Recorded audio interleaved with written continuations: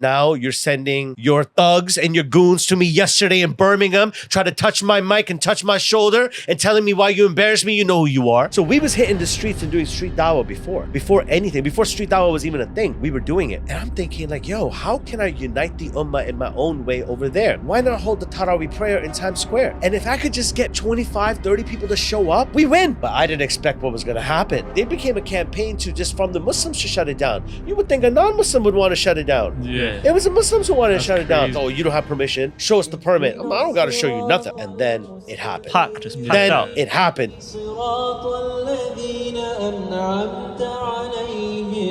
Like, I'm here for a specific reason, for a specific conference, and they kicked me out.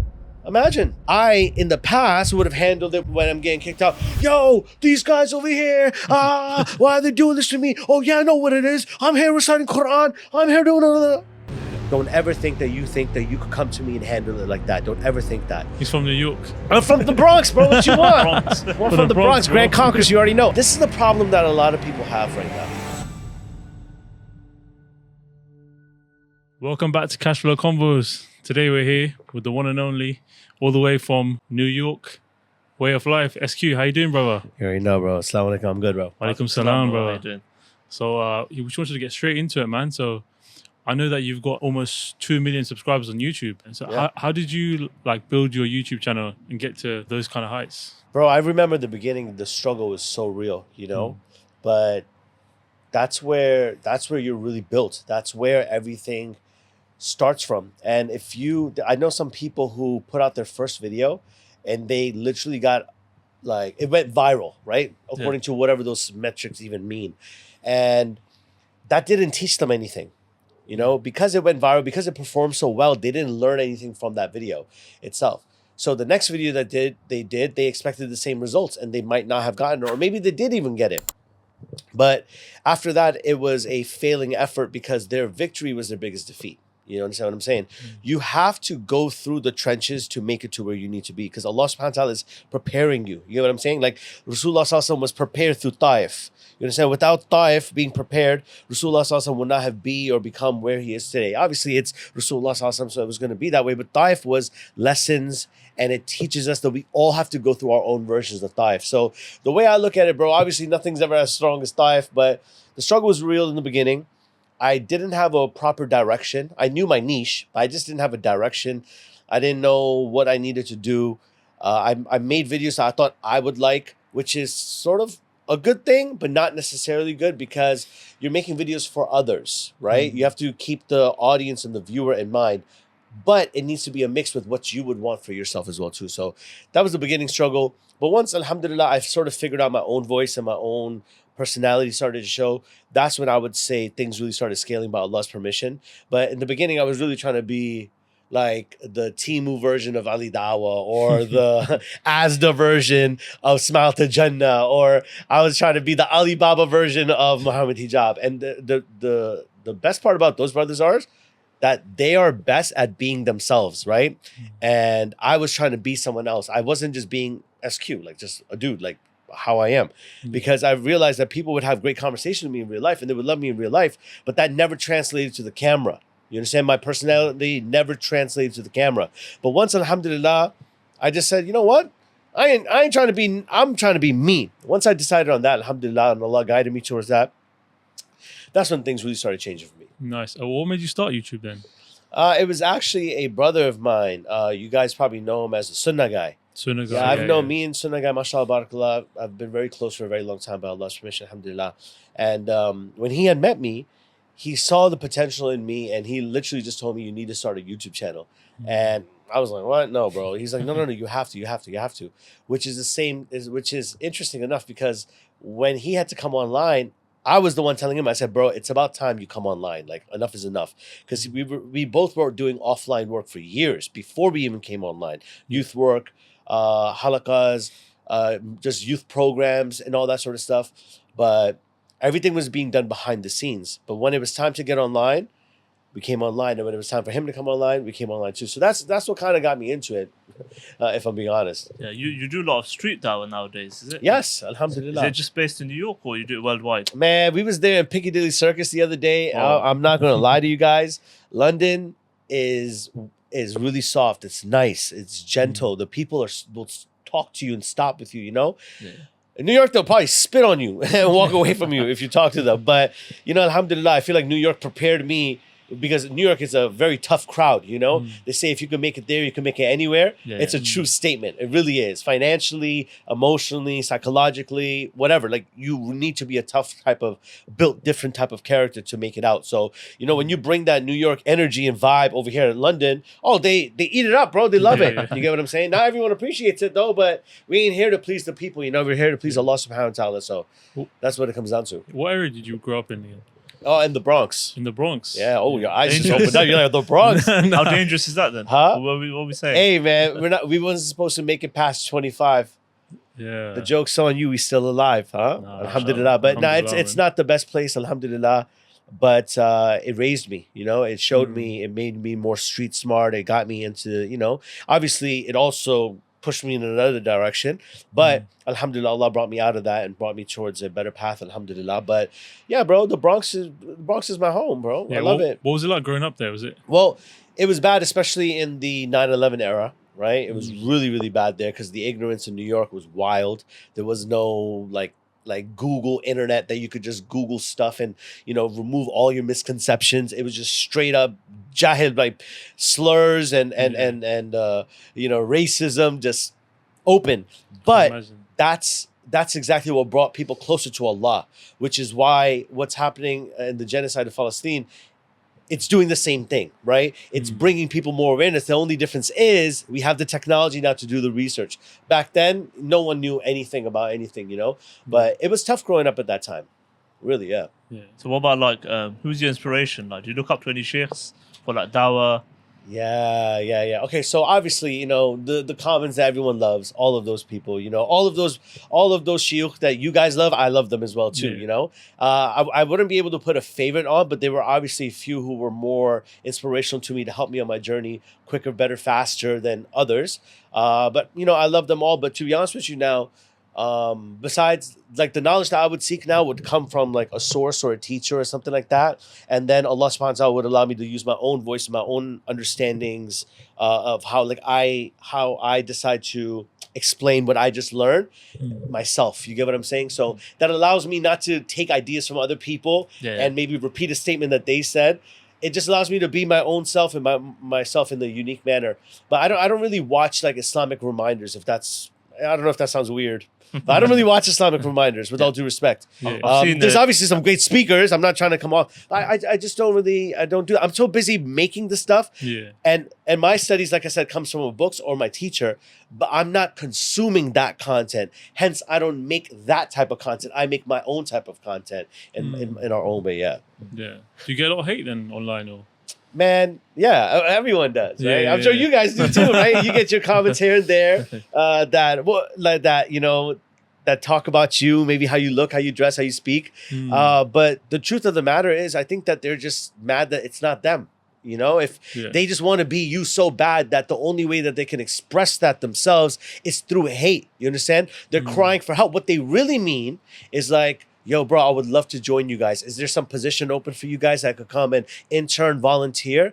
But instead of that, what they would rather say to you is, yo, nah, you guys are whack, or you look corny, or this is cringe, or this is stupid. No, what they really mean is, yo, I wish I could be a part of this. But they don't know how to communicate that because of their ego, because of how they were raised at home. But they mean well, but they're crying for help. They want to do something of positivity and impact. And because it's not them, Shaitan has got them mad. And the way he expresses that feelings of anger and emotion is through hate comments. Like, think about it. Imagine you having to take the time to type something. Think about that. You make an error, deleting it to fix the spelling mistake, autocorrect to fixing it, and then, you know, thinking about what to do with it, and then like, no, delete it. Let me say this instead. And then writing a whole paragraph, moving up. Oh, no, let me add this in there as well too. You know how much time and effort it takes? Waste of time. It is. But time. they could have used that same energy for something positive. Yeah, exactly. Right? If they're so envious or mad or, you know, about the whole situation, if they would have spent that same amount of time building their own business, building their own brand, building their own, you know, platform, norms, they'd be in a different position, but it's just easier to bring people down than it is to raise yourself up. It's easier to build the tallest building, not by building it, but by tearing down everyone's building so yours is the tallest. That's the easy solution to do. You know what I mean? So how do you deal with that then? Like hate comments? Bro, I know who I am, and you guys know who you are. No one knows my intentions but me and Allah. And if someone says something to me, I don't. If I'm in my feelings, and I'm already feeling a certain type of way, that comment is going to affect me more higher, right? Because I'm already in a specific type of state. So because of that state, I'm already in a peak state. So because of that, any little thing affects me and I get angry at it. You get what I'm saying? I interpret it wrong. I get annoyed by it. But if I'm feeling good, bro, it bounces off like bullets, bro. It bounces off of me, because I know what I'm trying to do. I know my mission. I know why Allah subhanahu wa ta'ala has put me over here. Allah subhanahu wa ta'ala wants to use me, use you guys for a specific purpose. We don't have time to deal with the haters and all that. They're not even haters. They're our brothers, bro. Yeah. It just sucks that it comes from our own people. That's the part that personally hurts me the most. But other than that, bro, it's life. Things happen. Was there a moment in life that got you into street dawah? I would say, what got you into it? So just so we all understand, we're all clear, we've been doing this dawah stuff, this youth work, this everything before these things ever turned on. We didn't. This is the problem that a lot of people have right now. This is the mistake a lot of people make. Right?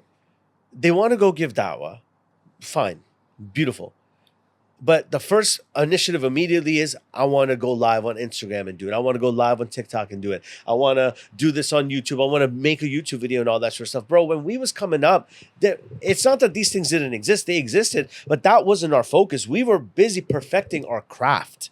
We wasn't busy trying to sort out lighting and this and get a memory card for that and let me put it on my... Look, alhamdulillah, it's accessible now. Do it. But perfect your craft first. Perfect it. And stop being so eager to come online. I get it, bro. You're scrolling on the thing and you see people, you're like, I could do that.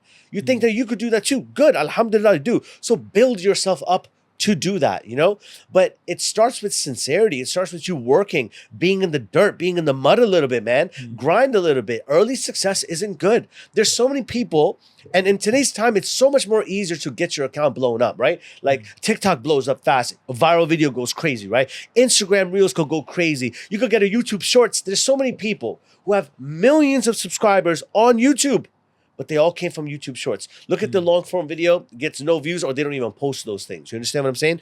It's about turning all these things off, go out there, perfect your craft, and when the time is right, turn on the thing. That's what me and Sunnah guy did, and look where we are, right? This allows you to have a stronger tarbiyah, a stronger foundation, and an element of understanding. That's when people are like, brother, mashallah, your communication skills are so well. You think I just learned it by turning on the camera, bro? We've been doing this for a very long time. So what you think that came overnight, it took years to do, years to perfect. So we was hitting the streets and doing street dawah before anything, before street dawah was even a thing. We were doing it. We were in the masjids giving khutbahs. We were in the masjids giving khataras after the salah. We were in the masjids taking youth out and taking them out and doing programs. We've been doing these things. It's just now the attention is on us. You get what I'm saying? So take the time to perfect your craft, and then inshallah the rest will come. But clout is a hell of a drug, bro. It's literally a drug, and people get high off of it. Yeah, now mashallah, I've seen you, like you've done a lot of events, you do a lot of good work as well, mashallah. And I think I've seen you in Times Square as well. Was it the Taraweeh? Yes. You guys organised that as well. Alhamdulillah, inshallah, by Allah's permission, inshallah, we should be doing it again this year, March 2nd. You heard it here first. March 2nd, inshallah, we're going to be doing it. It was a life-changing thing. Not for me or clout or anything like that, but it was a life-changing thing for the ummah. How did you guys hear about it? It just popped up. I see you on Instagram. I see you on Instagram. Yeah? You and Dr. Faraj. Yeah.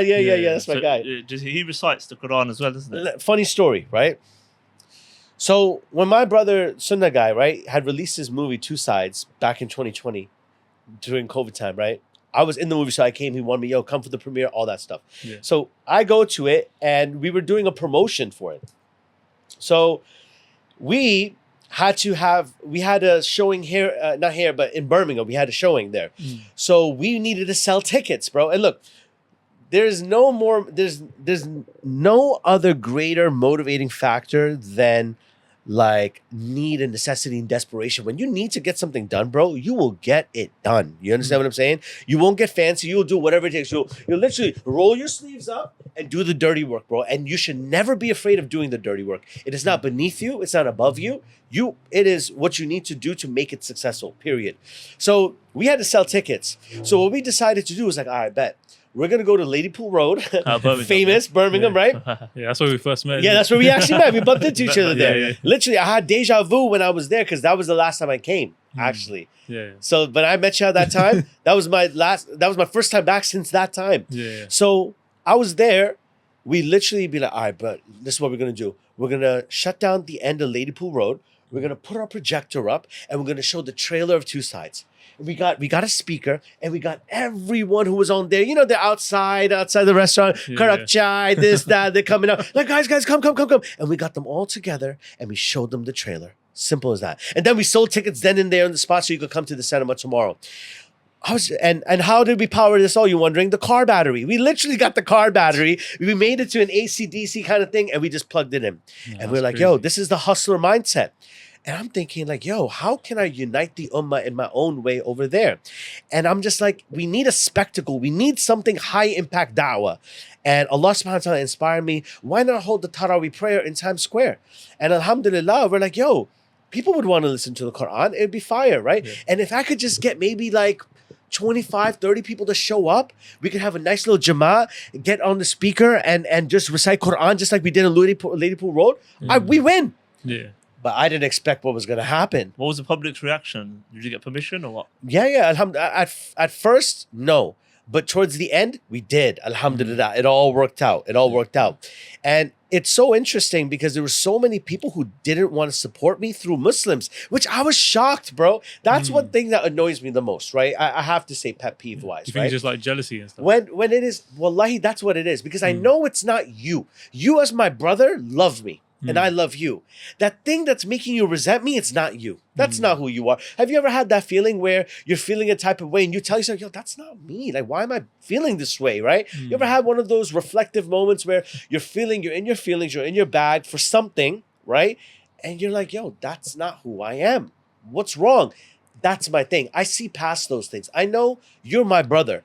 It's something else that's bothering you that's making you project that upon me.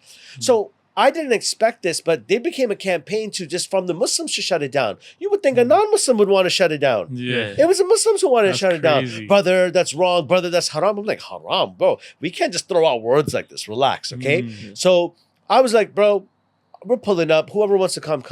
And then it happened. Packed Then out. it happened. Yeah. I didn't expect that. الله أكبر بسم الله الرحمن الرحيم الحمد لله رب العالمين الرحمن الرحيم مالك يوم الدين إياك نعبد وإياك نستعين اهدنا الصراط المستقيم صراط الذين أنعمت عليهم غير المغضوب عليهم ولا الضالين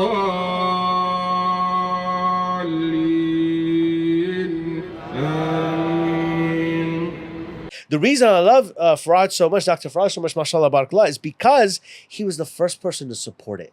And you know the day ones? You know the day ones are like. Yeah, when 100%. the podcast is small, when the idea is just an idea, you haven't executed yet, but someone heard the idea and they backed it up. You get what I mean? Yeah. Those are the people you love the most. Loyalty. Loyalty, They're the day most one's loyal. people, right? That's it. These are my brothers because they were with us from the beginning. Sammy was with me, you know, who was here since he was like 12, bro. Like Nah, running after, holding a camera for me when I was trying to invite non-Muslims for our Eid prayer, giving them balloons and candy. Bro, we've been doing these things for a very, very long time. What's this Alhamdulillah. smoke? No, I like it. It's bringing an ambiance. That's a vibe. You Yeah. feel me? So the Muslims not supporting is what hurt me the most because it's just like you're not supporting it because you're just mad. And there's certain organizations that were like doubting us and not wanting to do it because, oh, you don't have permission. show us the permit. I don't got to show you nothing. I got the permit. Nah, brother. It's not going to happen. Blah, blah, blah, blah, blah. And then it happened, right? The problem is they're just mad that they didn't think of it first. Yeah. That's the problem. You that's why Allah probably didn't give it to you, because you would have used it in an incorrect way. We don't care, bro. We just want the Quran to be recited on that day. So Faraj showed up. He was my day one. Say, yo, I got you, because I need a Quran recited. I ain't one. So we need one. And Faraj's like, yo, I got you. I'm like, cool. What do you need? He's just like, can you take care of my flight? I said, okay, I got you. And I'm just going into my savings. I'm paying for flight. I'm paying for hotels. I'm paying for Taraweeh Times Square is very expensive. I'm paying it all out of my pocket, right? Yeah. And that was a problematic thing, because like, how are we supposed to expand the da'wah if I'm limiting it by my own resources? Like my salary, I'm a teacher professionally, alhamdulillah. My teacher salaries was paying for everything, right? I needed a change, right? So that's where we came up with this da'wah merchandise and everything like that, because the sales from this goes directly reinvested into all of our da'wah efforts, alhamdulillah. So you got merch as well, yeah? Yeah, of course. This is our clothing line. What was it called? It's called the Zamzam Boys. Zamzam Boys. Guys, make sure you Bismillah, you already know the vibes. So yeah. alhamdulillah, Yeah. alhamdulillah. And I appreciate that. But this is the Zamzam Boy is someone who doesn't take no for an answer. You know, Zamzam by its name is something that came from struggle. You know, if Allah subhanahu wa ta'ala had willed it, Zamzam could have just popped out, but it didn't. It came after a struggle. And when Zamzam disappeared because it got clogged and covered, right? It came back after a dream and a struggle, because the people were struggling to have it. And even now, we all love Zamzam, and it's one of the best things to drink, but it's all about the struggle. We love to live in struggle, because 100%. once things start becoming too sweet, you become complacent. Your foot gets off the pedal and everything is just working out for you. You become soft, and that's how you get left behind. And that's how, you know, you get behind the 8 ball and everything like that. We want to do laps around people. Like, you're still on lap number 2. We've just lapped you 4 times already, because we don't care about the public perception about anything like that. We know who we are. We know why we do it.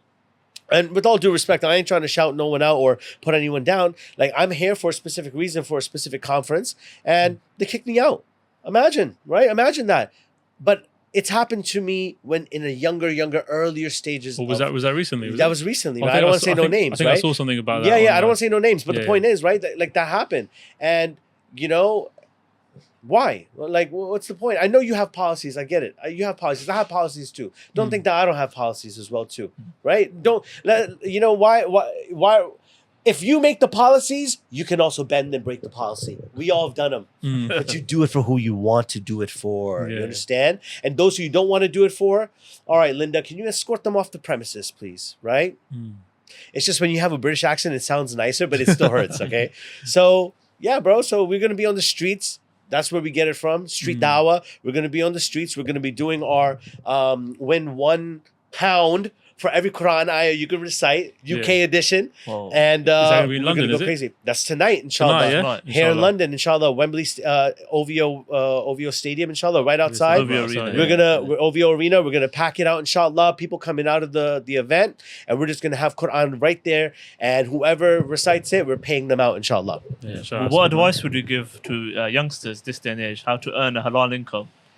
I think entrepreneurship is the way to go. Sales. I think Sales. that the biggest skill a person can develop is sales, because sales translates also into dawah. If you can master the techniques of sales, you can use that towards the dawah, because dawah is essentially inviting people, right? That's what dawah is. It's inviting people, obviously for Islam, but people give dawah for different things. Like, you can have 2 youths, right?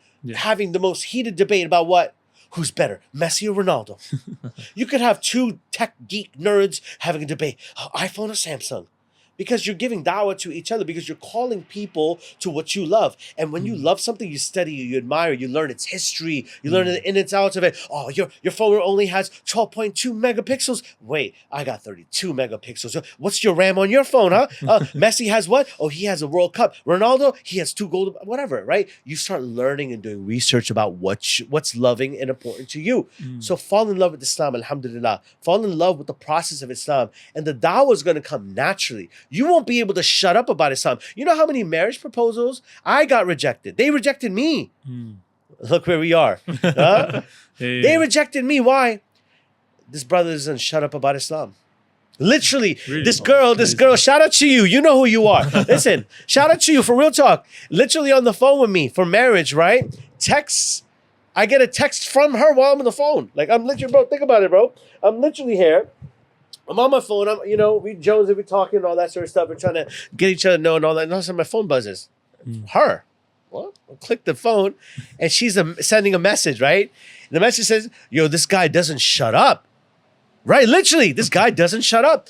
And I said, wait, what did you write? And she's, oh my God, I meant to send that to my friend. I'm so sorry. And I'm like, nah, you good. It's all right. No, I'm so sorry. I didn't mean that. I said, it's okay, sister. Take care of yourself and go. It's okay, But the cool part is this. I thought there was something wrong with me. That I thought that there was literally something wrong with me about why I wanted to talk about Islam so much and all that sort of stuff. It changed my life. Until I met, alhamdulillah, my wife, who was on the same trajectory and wanted the same things. She couldn't have enough of it. You understand? That's the difference. You don't have to change for anyone. You got to find the right people who tailor to you. Yeah, you understand? Because that shorty had me questioning my own self. Like, maybe I need to chill out in this Islam thing. Really, wallahi. Maybe maybe it's blocking my own potential. Maybe it's stopping me from getting married because, I needed to get married. I was down bad at the time. Like, yo, I needed to get married. You feel me? Yeah. But nah, it wasn't me. It was you, right? Yeah. It was the wrong me giving my attention and energy to the wrong types of people. We don't want people like that in our life, my man. Yeah. We want people who love us, appreciate us, and celebrate us. We don't want to be a part of any organization, any masjid, or anything like that doesn't celebrate the work that we do. If you're here to criticize us and stop us, jazakallah khair. I appreciate it. Make dua for us. May Allah guide us. May Allah guide you. May Allah forgive you. May Allah forgive us. Let's keep it moving. But don't try to bring anyone down. So those youth who are trying to earn money or whatever, learn sales, right? Learn how to communicate. That's the number one skill that's missing in our environment, especially in this day and age of just text, right? ChatGPT. You don't have any real skills of your own. You're relying too much on this AI stuff. You feel me? Yeah. Too much on autocorrect. You got to know how to communicate to people. Learn these soft skills about how communication works. Wallahi, it's life-changing. You can literally be out of a job and inshallah, by Allah's permission, you can bounce back by getting a sales job. And you could just start selling phones. You could sell solar panels. You could sell private jets. It don't matter. If you know how to sell, you know how to sell. Simple. Speaking on the event recently that happened that obviously I think you got kicked out of. Yeah. I think there was a similar situation where you got kicked out of a masjid not too long ago. Or was that a while back? For the tattoos thing? Yeah, I think Oh so. my God, that was early. That was like 2016, 2017. Yeah. That was a long time ago. May Allah bless them. It's so funny how Allah subhanahu wa ta'ala could switch your situation, right? That same masjid that was kicking me out today, if when we go there, oh my God, just the love we get there is wild, right? Alhamdulillah. But that was a big turning point in my life. It was a huge turning point in my life because it put a lot of things in perspective for me as to what matters, what doesn't. And to be honest with you, I was very young at that time. I was immature. If I could go back, we were instructed by Rasulullah sallallahu alaihi wasallam to not use the what ifs, because that creates a lot of doubts and leaves the door opening for shaitan. But the halal if, right? Like as self-reflection if. Yeah. I really wish I could have handled myself better and behaved a little bit more. But I'm just a raw emotional type of dude. And it's not a good thing. I wear my emotions on my sleeve a lot. It's not a good thing, but it's also what makes me me. It also keeps me what people see. It's like, oh, you're authentic. You're so real. It's because I just say it, and it's my feelings. It's not the best thing. I don't recommend everyone to do it, but that's just how I am. So when I got kicked out the event thing, whatever that happened, right? Whatever transpired happened. I was actually really proud of myself about how I carried myself properly, right? So when I'm getting messages from people, may Allah bless them, about, take down the video or do this or do that, and they're telling me what I need to be doing. First and foremost, don't ever tell me what I need to be doing and all that. I'm a grown man over here. Please, when we advise people and all that, and I know people advise, right? But, just also don't advise it in a way that's what you need to do. Let me come to that conclusion myself. You understand what I'm saying? That's how a person understands. Let them understand it, right? Explain to them, talk to them, try to, understand with them. But the first thing they tell you is, take it down or whatever, like, chill out. Okay. But with that being said, right? I, in the past, would have handled it when I'm getting kicked out. Yo, these guys over here, why are they doing this to me? Oh yeah, I know what it is. I'm here reciting Quran. I'm here doing. No, I just took my L, and I left. And because I wanted to share that on my story or on my whatever, you're mad at me? Like, I'm sorry. Am I not allowed to share my feelings and my perspective? And now you're sending your thugs and your goons to me yesterday in Birmingham, try to touch my mic and touch my shoulder and telling me why you embarrass me. You know who you are. We don't play that, bro. We don't play that. You know, there's a professional way to do things and there's a thuggish way to do things. And we don't appreciate that or respect that. We're regular people who love Allah. You guys are brothers of mine. They're brothers. Mistakes can happen. Don't get me wrong. But it's how you handle it. Don't ever think that you could come to me and handle it like that. Don't ever think that. Those days are long gone, and you're not going to get a reaction out of me like you would have gotten before. Alhamdulillah, by Allah's permission, I've matured a little bit more. I still have these moments where I might, snap on you. But for the most part, I've tamed it down. He's from New York. I'm from the Bronx, bro. What you want? I'm from the Bronx, Grand bro. Concourse. You already know. All right, so, Yeah. but the point is, right? Like, we need to be more gentle with each other, and we need to be like, hey, explain to the person, hey, brother, come, let's sit down. Come, enjoy the program. Come, sit down. Hey, this is a section over here. Come, just relax this. We'll figure it out tomorrow, inshallah. But for now, you're our brother. Come, sit down. It's not like you don't know who I am. With all due respect, astaghfirullah, like not in no arrogant way, but like, you know who I am. Like, why would you treat me or anyone, forget me, anyone like that? It's not nice, But anyways, yeah, so it's done. It's handled. It's all good. It's fresh. So you asked me, I'm talking about it, but on that, it's over, bro. We're making a killer video tonight. We're going to get the vibe going, get the things going. And that's what really matters. You feel me? So you do a lot of clips on like prayer, advising a lot of youth and that. Yeah. So give some prayer advice. Okay, look. There's a lot of people who say that, my heart is good. I'm a good person. I don't need a prayer, or I'm struggling with it. I'm trying, but I have iman. I have strong iman. I spoke to a kid yesterday. He said, but bro, I have strong iman. I said, I bet. Let me ask you, if you went to the dentist and you told them that, yo, I don't brush my teeth, but my teeth is clean, it's strong, no cavities, is good. He laughed because he knew the vibes. That's not true. How can you tell me your teeth are clean, but you don't brush your teeth? How can you tell me you have strong iman, but you don't pray your salah? The salah is what's supposed to strengthen your iman. Or the salah strengthens your iman. I have a clean heart. No, you don't. If you think that you had the audacity to even say that you have a clean heart, shows you don't. Shows that there's hypocrisy. Shows that there's nifaq. Shows that there's disease. That's the reality of it. You understand? To even say, but brother, I have a clean heart. The believer is always questioning the condition of their heart. They're never satisfied with the condition of their heart because they're worried because they could get hijacked anytime. So they got to stay on their P's and Q's, got to make sure everything is right. Feel me? So a person who's struggling with their salah, the truth of the truth of the matter is that they don't find the value in the salah. Astaghfirullah, but it's true. They don't see the value of the salah until, their girlfriend leaves them, or there's a car accident, or someone dies, or they're broke, or something major happens, someone gets sick. Then you see the value of salah. Why do we got to wait that long before it even happens? You get what I'm saying? Yeah. Let's lock into our salah. Let's cleanse our hearts. And bro, go pray your salah. It ain't that deep, bro. Just pray it for the sake of Allah and take it from there.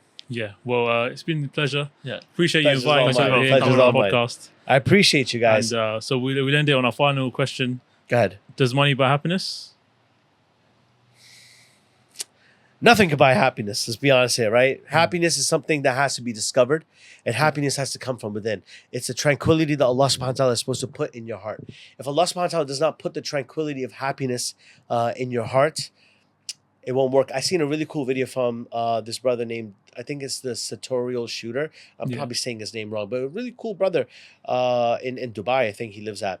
And he was saying something. He was just like, yo, a lot of people find Islam because they're like, they're sick, they're depressed, they're sad, or they're broke, or their health or something. He said, I had everything, actually. Nothing did that for me. I was already a millionaire, right? But I knew something was missing. Because of that, that's what Islam fulfilled in my life. So a person could be rich like that brother and still not find the happiness, because happiness is something that Allah subhanahu wa ta'ala has to place in your heart. And happiness is, it's about the contentment. It's about being satisfied with what Allah gives you.